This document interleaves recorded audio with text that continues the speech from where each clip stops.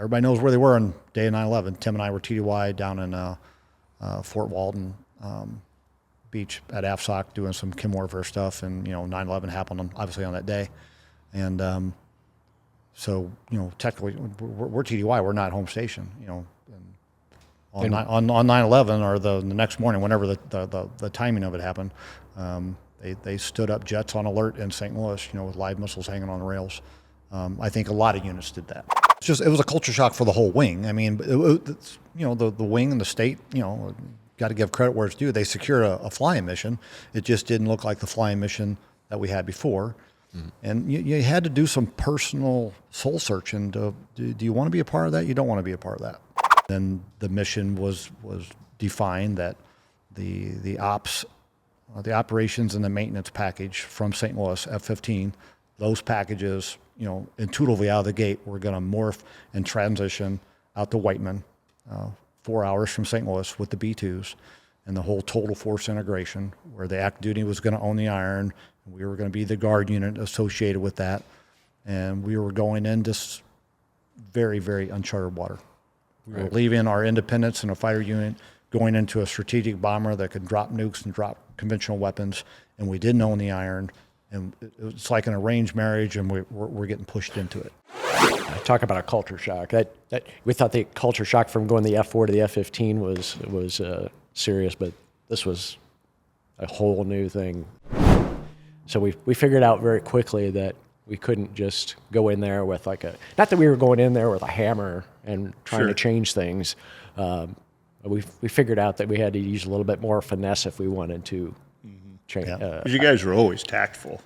Right. But adding some finesse to it, with work stuff. Well, there's a difference between being fighter tactful and bomber tactful. Sure.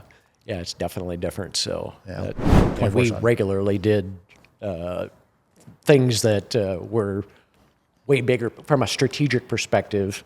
Were way bigger than anything we ever did in the Eagle. I mean, we were really good at what we did in the Eagle, but we did stuff out at Whiteman that we still can't talk about.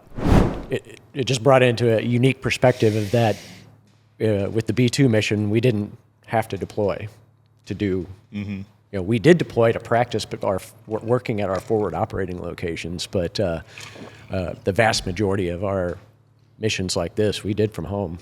Okay, I don't know what we're doing, but I told Tim, we're launching something. I said, I don't know where they're going. So we're issuing weapons, the jet's being configured for what it needs to do. And so I don't say, the only thing I've said anything to is Tim, other than the meeting, or a couple meetings that I went to.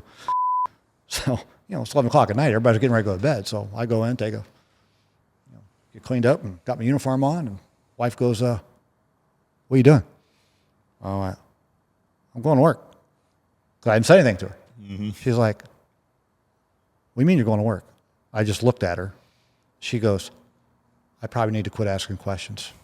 Pretty humbling to see the B-2 crews walking up, and then next thing you know, they're being transported from the ops building out to the flight line to where the jets are in the hangar, because every B-2 had a dedicated hangar. And you see the hangar doors up, a few airplanes, lights are on. A couple hours later, they're taxiing out, and off they go. We didn't know where they were going. Mm-hmm. But I go, something's real. Pretty exciting, though, It's really. exciting. It wells that up inside of you of what you're doing and why. Right. Yeah. You don't always know the why, except for getting that plane out of there. Right. This is when things were getting hot in Libya with them capturing Christians and torturing them, and just general chaos in Libya. And there were also some scattered terrorist training cells in that region that were going up into Europe and causing mayhem. Fast forward to early 2017, some of our special forces see a truck in an unusual spot in the desert in Libya, and they're watching it with a drone. So they just follow the truck. They don't know where the truck's going. They're just like, we'll see where he goes. He might lead us somewhere. Well, he led them somewhere. So this truck leads them into this terrorist training camp. So they start surveilling this training camp and figure out what they're doing. And they figure out that they're about to graduate from this terrorist training camp and go into Europe and wreak havoc. Being a part of helping to execute that mission was, definitely the culmination of my career at Whiteman, getting to do that. And I was up for literally 24 hours that day. Not just me, but some of my coworkers and stuff like that helping us out. But that entire 24 hours, I never got tired at all, because we understood, I knew just enough about what we were doing that I never got tired that day, until I had about a 2-mile drive from from Whiteman to my apartment in Knobnoster. And in that 2 miles, like, my brain just disconnected, and I almost went off the road a couple of times. But yeah, we got to watch it live from drone footage and all that as the B-2s went in and took out this terrorist training camp, and took out somewhere between 70 and 80 terrorists. Nice. And that was awesome. Killing bad guys. Oh yeah. Killing the bad guys. Right. I slept like a baby that night. Oh yeah. We're sitting up close, we're sitting, with the ops team, whatever. And the ops group chief and the command chief from the 509th, from the bomb wing, the active duty guys, are like, hey, you and your wife need to come with me. I'm like, where are we going? I go, oh, you'll see in a minute. So Irene and I get up, and front and center with Chief of Staff of the Air Force.